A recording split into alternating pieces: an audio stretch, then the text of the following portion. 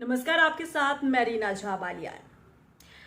Unlock की प्रक्रिया चल रही है। अनलॉक 5 शुरू हो चुका है। क्या कुछ आपके लिए रियायतें हैं, कहां पर पाबंदी है, इस वीडियो के जरिए मैं आप तक जानकारी पहुंचाऊंगी, क्योंकि इसी के बारे में आप मुझसे क्वेश्चन भी पूछ रहे थे। आगे बढ़ने से पहले मैं आपको बता देती हूं कि अमेजन पर आप जरूर जाएं। अमेजन पर घर के सामान आप बेफिक्री के साथ खरीद सकते हैं, क्योंकि बहुत अच्छा डिस्काउंट, मेगा सेल चल रही है। अमेजन पर आप घर का कोई भी सामान खरीदिए एक अच्छे डिस्काउंट के साथ। लिंक मैंने डिस्क्रिप्शन में डाल दिया है, आप जाइए सीधे अमेजन की साइट पर और आप वहां से शॉपिंग कर सकते हैं। मेगा सेल है ये। चलिए बढ़ते हैं अब आगे और अपने मुद्दे की बात कर लेते हैं। अनलॉक 5 की मैं बात कर रही हूं, जिसे लेकर आप लोगों के कई सवाल मेरे पास पहुंचे थे। कमेंट बॉक्स में आप लोगों ने इसी को लेकर सवाल पूछा था, इसीलिए इस वीडियो के जरिए मैं आपको बताऊंगी कि अनलॉक 5 की प्रक्रिया क्या कहती है, अनलॉक 5 की जो गाइडलाइन है वो क्या कहती है और आप लोगों को क्या कुछ ख्याल और ध्यान में रखने की जरूरत है।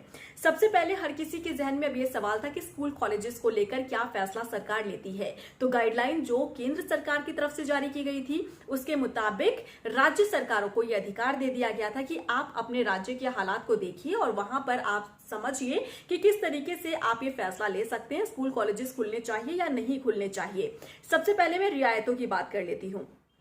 मल्टीप्लेक्स थिएटर, इसका भी इंतजार था आप लोगों को। एंटरटेनमेंट का ख्याल आप लोगों का रखा गया है इस बार अनलॉक 5 में। मल्टीप्लेक्स थिएटर सिनेमा को कुल क्षमता के साथ 50% सीटिंग कैपेसिटी के साथ खोला जाएगा, यानी कि हाफ 50% जो व्यूवर्स हैं वही सिनेमा हॉल में बैठ सकते हैं। और इसके लिए केंद्र एसओपी जो केंद्र ने जारी की है उसे फॉलो करना होगा।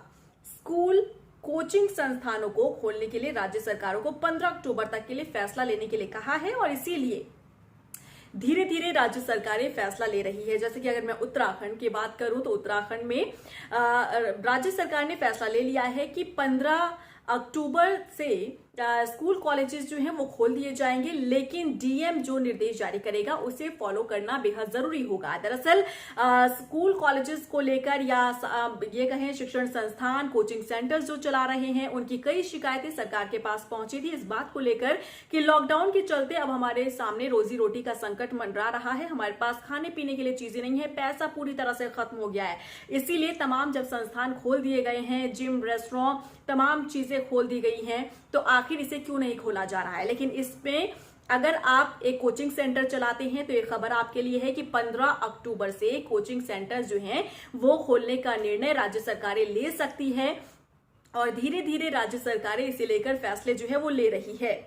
स्कूल और कोचिंग संस्थानों को खोलने के लिए राज्य सरकारों के पास 15 अक्टूबर तक का समय है जब फैसला वो ले सकती है, लेकिन इसके लिए परिवार की मंजूरी होना जरूरी है। जैसा कि मैंने आपको पहले बताया कि स्कूल के लिए परमिशन, पेरेंट्स की परमिशन इज वेरी इंपॉर्टेंट।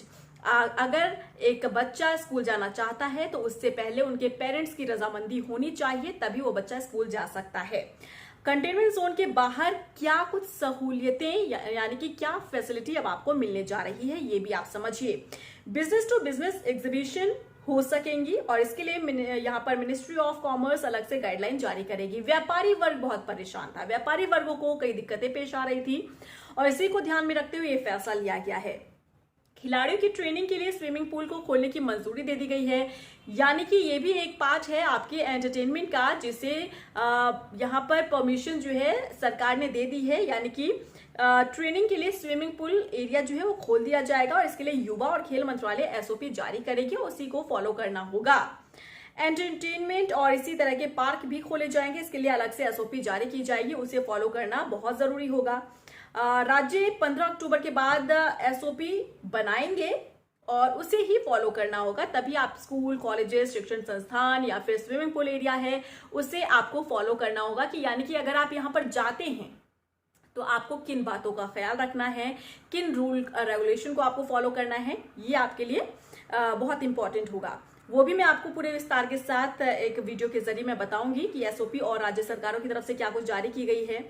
जमावड़े पर सहूलियतें दी गई हैं, यानी कि कोई कार्यक्रम, कोई प्रोग्राम गेट टुगेदर, इसे लेकर भी फैसला लिया गया है।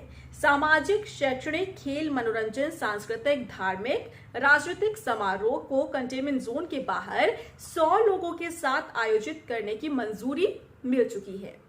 यानी कि आप कोई भी एंटरटेनमेंट प्रोग्राम या सांस्कृतिक धार्मिक प्रोग्राम कर सकते हैं, कोई भी पॉलिटिकल प्रोग्राम कर सकते हैं, लेकिन इसमें संख्या सीमित है, 100 लोग ही इसमें शामिल हो सकते हैं। 15 अक्टूबर के बाद राज्य और केंद्र शासित प्रदेश इन गतिविधियों को 100 से ज्यादा लोगों के साथ करने की मंजूरी दे सकता है। यानी कि अभी तक तो 100 लोग हैं, लेकिन 15 तारीख के बाद जो एसओपी जारी होगी उसमें संख्या बढ़ सकती है। बंद जगहों पर कैपेसिटी से 50% और मैक्सिमम 200 लोगों को इजाजत मिल जाएगी। अब राज्यों ने क्या कुछ रियायत दी है, राज्यों ने क्या कुछ फैसिलिटी आपके लिए रखी है, वो भी आप समझिए। हर एक अगर राज्य की बात करूं, जैसे कि महाराष्ट्र में कोरोना के केसेस बहुत ज्यादा हैं, तो उसे लेकर क्या कुछ फैसला लिया गया है। महाराष्ट्र में लॉकडाउन 31 अक्टूबर तक के लिए बढ़ा दिया गया है। अगर आप महाराष्ट्र में रहते हैं तो ये खबर आपके लिए है। 5 अक्टूबर से होटल, रेस्टोरेंट, फूड कोर्ट और बार 50% सिटिंग कैपेसिटी के साथ खोले जा सकेंगे, लेकिन ट्रेन में डब्बे वालों को QR कोड के साथ ही जाने की इजाजत दी जाएगी। ये खबर बेहद महत्वपूर्ण है। कर्नाटक की बात करें, कर्नाटक में 15 अक्टूबर तक स्कूल और कॉलेज बंद रहेंगे। राज्य सरकार इस संबंध में जल्द ही फैसला जो है वो ले सकती है।